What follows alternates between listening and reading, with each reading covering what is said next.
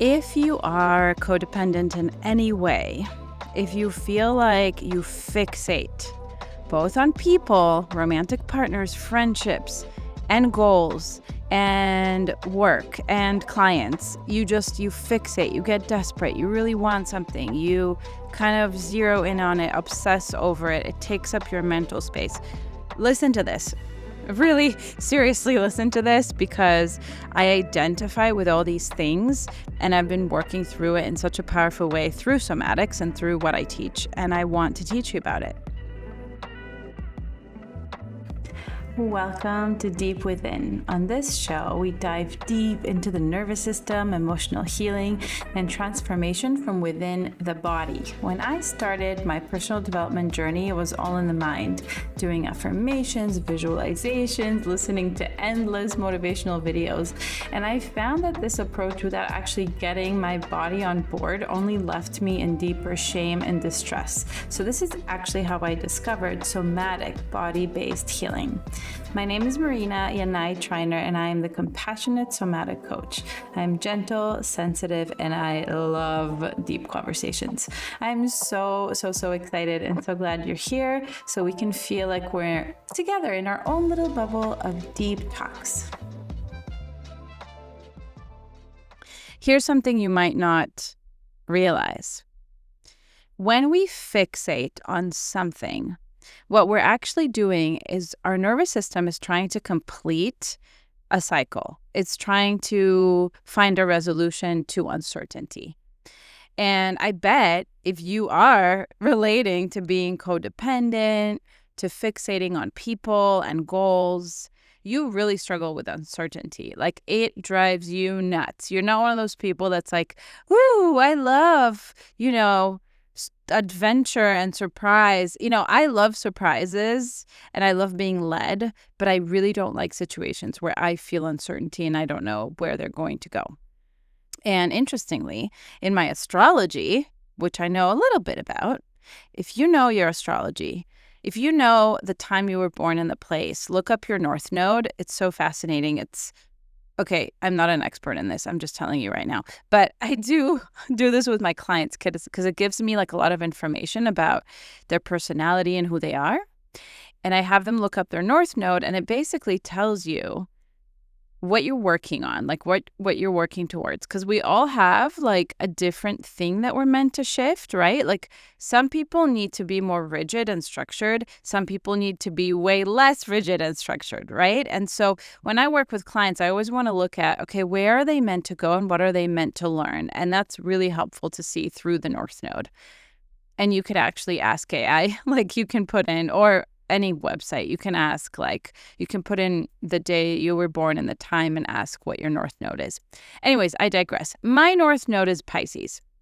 And Pisces is so much about going with the flow. And I know that is something I'm meant to grow into. That's very hard for me. But I'm speaking spiritually. And now I'm going to speak also in my language, which is the language of the nervous system, of the body, of somatics, of our sensations, emotions, and our trauma.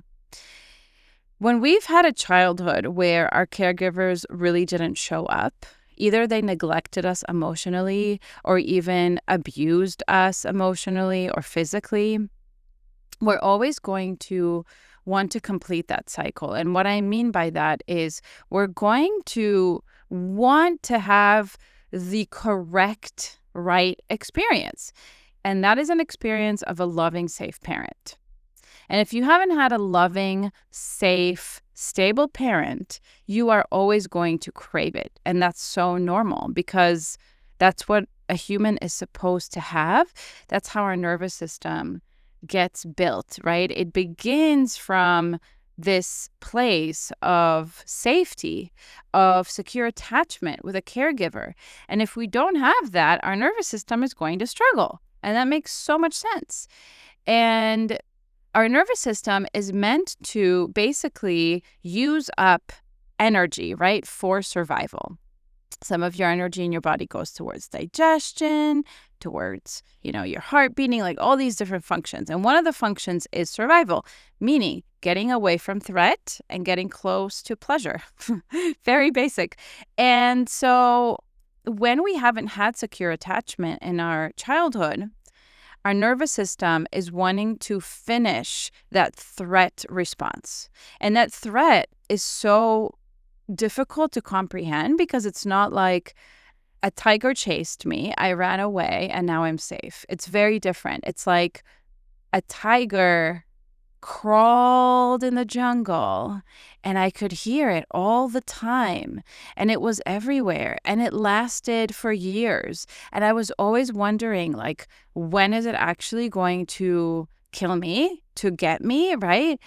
And I was always making sure that I was walking the right way, that I was using a very low voice.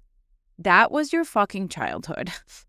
Walking on eggshells, always feeling the threat. And that threat was so crazy because you've never maybe even seen it. And what I mean by that is not that it didn't exist. It definitely existed, but it wasn't so obvious. My clients that I work with have experienced very subtle threat. And this subtle threat is a thread throughout their childhood. And one of the challenging things is to even see that and recognize it and be like, holy shit, like my home was not safe. I always was on edge. I always felt threatened. I always felt scared in some way, unsettled, not fully seen or loved or heard. My needs weren't met. And that was also invalidated in many cases. So, as we grow into adulthood, our nervous system is like, okay, that was really not fun. I did not like that. That was very unsafe. And now I need to find a person or a goal or whatever. You know, what's interesting is if you have avoidant attachment, what I often see is you're going to gravitate towards a work goal, not a connection with a human, right? Because if you have avoidant attachment, you are still wanting to connect. Remember that. You still want to connect. You still don't want to experience abandonment, but connecting with another human is very threatening. So you're going to go and connect to work goals, nature, whatever, but you're going to zero in and fixate on non-human sort of goals. If you have anxious attachment, if you like lean more towards that, you're going to zero in on human connection. And that one person that's going to rescue you and make everything better and go away. Now, this might not be conscious at all for you. And by the way, I have both, which is really fun. And I call that disorganized attachment. And so my fear of abandonment, like survival strategy, shows up in everything I do. And this is what helps me move through it in a very different way than I ever have before. What helps me move through it differently is to understand that what's actually happening in this moment when I am fixating on something is my little self is trying to get the love, the safety, the stability, the security, being seen, all these needs that I never got. She's trying to get them met like a parent would meet me, which is impossible, by the way. Nobody can be like our parents. In moments they can, right? But this kind of like unconditional love, unconditional positive regard, that's only something a parent can give you. And so my little self is showing up. It's not my adult self. It's not like my rational brain that's like, of course, this person cannot give me everything. That's not possible. Of course, this client saying yes to working with me is not going to soothe me for the rest of time and make me feel invincible and safe and secure and happy forevermore. And so what is showing up is actually my little self. And the way that you speak to a child is very different to how you speak to an adult, right? And this is through the language of the nervous system, which is so beautiful. It's not rational. And so most of you are likely beating yourselves up really hard when this happens. And you're like, oh my God, you are so clingy. You are so desperate. Like, get over yourself. This is so embarrassing. But the truth is, what you're needing is compassion. That's the first thing, is compassion. I have an entire lesson on self-compassion within the group program that I teach, the Unburdened Heart. Oh my God. I think my dog is just coughing and throwing up as our background noise. Isn't that great? I know, yeah. Thanks for that. I don't know if you guys could hear it or if it was filtered out. Who knows? Anyways, so I have an entire lesson on this and all of these beautiful practices. And self-compassion is so much more and is not invalidating your experience and saying, I feel so good. I am not desperate or clingy about this person. No. It's actually, it's almost like the opposite. It's acknowledging exactly what you're going through in that present moment very clearly to yourself. And that's just one of the ways. That's like the general pathway, but there are many practices that I teach in my program. So that's the first thing. Second thing is to actually sit with this child part of you and to figure out, like, what is the emotion there that needs to be felt? And oftentimes it's either terror, grief, or rage. Sometimes it's even joy or excitement. It's basically an incomplete emotion that hasn't been fully felt when you were a child, right? And that needs to be felt by you from an adult space. So think of it as like the adult you is creating this very safe space for the child you to finally be able to feel and express this. And the last thing is needs and desires. What were you needing back then that you didn't receive? And how can you receive it now, but not through one person, rather through several people in your life and through giving it to yourself. So it's not only for my avoidant humans listening, please listen up. I don't want you to be like, okay, Marina said that I should just give it to myself and like regulate myself and meet my needs. And so I cannot ever like ask another human for any need. No, that's not what I'm saying. I'm saying it's very different to ask someone else for a need, like to say, can you check in on me this week? I'm not doing well, for example, than to expect everyone to check in on you because they should read your mind, because they should be like your parents, and they can't be.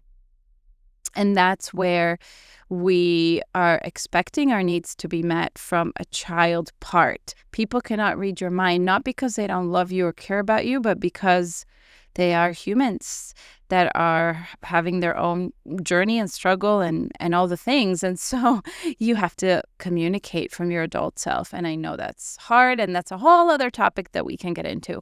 But these are the basic principles that I wanted to share, because I hear a lot of spiritual teachers that I love talk about how we cannot cling or be desperate for one person or one goal, and whatever we cling to is inadvertently going to be taken away from us, which I totally agree with, but I see it more from the traumatized nervous system perspective of like a traumatized nervous system is always going to look for a savior.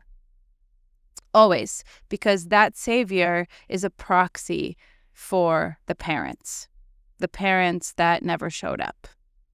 So these are the kinds of things I'm going to be teaching you in the Unburdened Heart.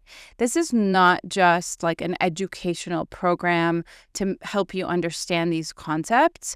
It's so much deeper than that. That's why I love this program so much. For 3 months, we're going to be actually practicing somatics together. We're going to be learning for sure, but we're also going to be doing a lot of practice.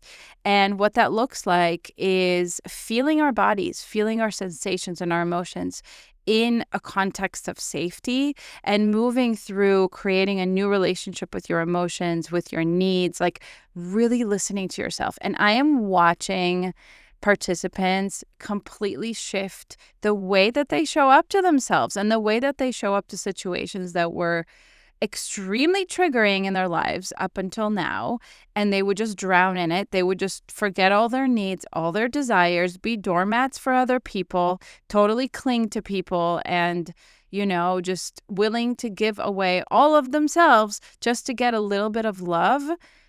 And also, clinging to connection or really fearing opening their hearts to intimacy and love. I am watching people show up so differently and actually receive connection and love and vulnerability and saying no and setting boundaries, and all of a sudden being like, oh, my nervous system is really activated around this person. Maybe I shouldn't be around them anymore.